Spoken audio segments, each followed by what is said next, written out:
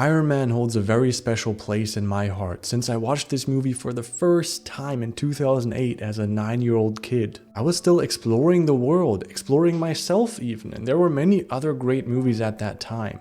We had things like the Tobey Maguire Spider-Man movies, the Batman trilogy, X-Men, but we also had things like Harry Potter and Transformers. However, there was something about Iron Man that when I saw it for the first time, I was like, yeah, that's the one. That's the movie that I will adore for the rest of my life. And just like that, a Marvel fan was born. And since then, the MCU accompanied me for the rest of my childhood and now my young adult life. And just yesterday, I revisited the Iron Man movie yet another time and probably enjoyed it even more than the first time. Because now, it isn't just a great movie, it's a part of my childhood. And after watching this movie for something like over 15 times, I think I can say it's a part of me. But why this movie? Why wasn't it any of the other great movies at that time that I decided to make a core part of my personality? Well, that's what I want to explain to you in this video, so in no particular order, here are all the reasons why I absolutely love Iron Man 1. And I'm sure I'm not the only one who really loves Iron Man 1, so let me know which reason resonated strongest with you. A great story. Robert Downey Jr. gets a lot of credit for Iron Man in general, but also for the first movie, and deservingly so. But a big reason why I watched this movie so many times that doesn't get talked about enough in my opinion, is that the story itself is crafted excellently. For example, how we start with Tony Stark getting captured and then get a flashback to the day before instead of just telling a linear story. It's a subtle detail, but it has a huge impact and in my opinion works really well. Also how the story is designed in a way that it shows us Tony Stark in his everyday life and then takes everything away from him when he's in the cave. This is what makes us empathize with him, what makes him more than just an arrogant genius billionaire playboy philanthropist. The story repeatedly places the character of Tony Stark in tough situations where he must decide what to do next. He's an active protagonist, which is really important, and in every situation that he's placed in, we learn more about this character. He's in a cave and these bad guys want him to build a missile. What's he gonna do? His company is dealing under the table and delivering weapons to bad guys. What is he gonna do? His friend betrayed him, ripped out his chest piece and now wants to kill Pepper. What is he going to do? I think you get what I mean. If the circumstances of a movie aren't right, it's tough for even the best performances of an actor to shine. So huge compliments to Jon Favreau and everybody working on this movie, especially for those responsible for the story. You did an amazing job. Thank you. And this excellently crafted story is what allowed Robert Downey Jr.'s performance to really shine.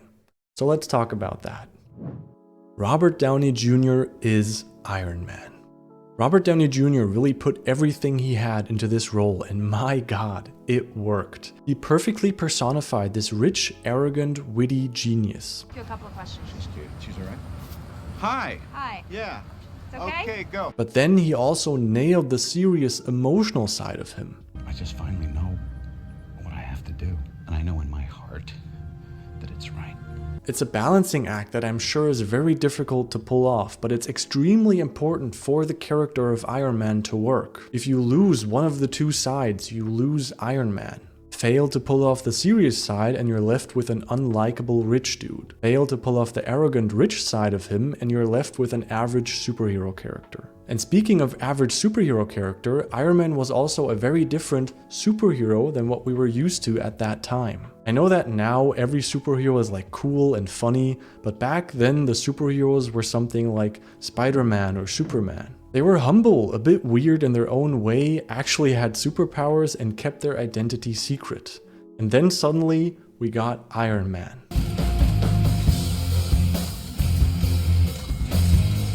He's arrogant, rich, famous, he's accompanied by super cool music and has no superpowers. Instead, he frickin' hammers together an Iron Man suit with his pure intellect and becomes Iron Man, which he also wants everybody to know. Sure, these are not all qualities necessarily to aspire to, I mean there is still room to grow, but just what a unique superhero he was. So a big reason why I absolutely love this movie and revisit it so often is definitely Robert Downey Jr.'s performance as Iron Man. He was simply amazing and somehow really managed to connect with me on a deep emotional level as a kid, but still now as a young adult. I think it's something about that, take everything away from me, it doesn't matter. I'll work on a solution dedicated for as long as I have to until I emerge victorious. It's that side that I really like about him, so he inspires me every time I watch this movie to become a better version of myself. Iron Man feels real. There's a reason why from 2008 to this day there's always somebody in the internet trying to recreate the Iron Man suit, and why there's always people watching. Like in my case, I was basically still a little boy when I first saw this movie, but whatever your age was at the time, I'm sure there were many people out there that when they first saw this, they thought, oh wow, I want this. I mean, one day something like that has to be possible, right? This movie managed to make Iron Man, a superhero, feel realistic, and that doesn't happen by accident. Instead, it's a combination of many elements. We see the process of Iron Man's creation. It starts with Mark I in the cave, and then continues to a more high-tech silver suit, and then the final Iron Man suit in gold and red. And each individual armor doesn't just appear out of thin air. We see the mechanics.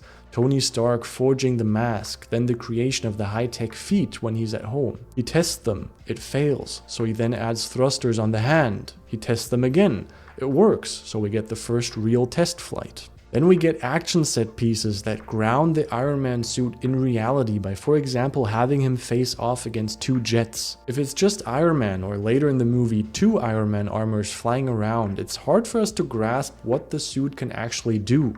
But if we have two jets to compare them to, I mean, we know what jets can do in real life. So when Iron Man faces off against two jets, we get a real feeling for the speed and abilities of the Iron Man suit. We also see Tony constantly tinkering on the Iron Man suit, and that's exactly what a mechanic would probably do in real life. And then of course, let's not forget the amazing CGI. Everything I just mentioned, showing us the process, the mechanics, and the testing, it all wouldn't matter. It would all fall apart if the CGI isn't good enough to sell us that reality. And not only was it good enough, it was perfect. It was great. And especially for that time, like now looking back, wow, the CGI holds up really well to this day, so thank you to all the artists that made it come to life. The iconic scenes.